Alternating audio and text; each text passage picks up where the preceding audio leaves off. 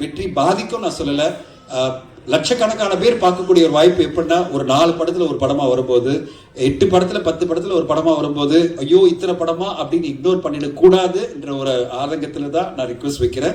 எல்லா தயாரிப்பாளர்களும் மார்ச் 7 சொல்லி அனௌன்ஸ் பண்ண 8 தயாரிப்பாளர்களுக்கு சொல்றேன். இன்னைக்கு பார்த்துட்டே வர என்னது 7 8 ஐயோ எப்படிடா இது, எப்படி மக்கள் பார்ப்பாங்க? ஊடகங்களே ஃபர்ஸ்ட் பார்க்க மாட்டேன்றாங்க. ஏன்னா அவங்க ரிவ்யூ பண்றதுக்கே டைம் இல்லை. ஒரு விஷயம் சொல்லிடுறேன். இந்த கடந்த வாரம் பார்த்தீங்கன்னா 9 திரைப்படங்கள் வந்தது.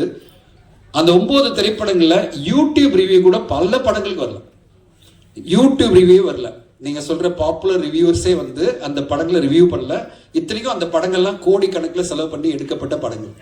இதுதான் தமிழ் சினிமாவுடைய இது. அவங்க என்ன நினைக்கிறாங்க, 9 படத்தையும் பார்க்கணுமா, வேண்டாம், இந்த வாரத்தை நம்ம ரிவ்யூ பண்ண வேணாம்னு சொல்ற ஒரு முடிவுக்கு போறாங்க. நம்பர் ஆஃப் ஃபிலிம்ஸ் நிறைய இருக்கும்போது ஒரு 3 படம்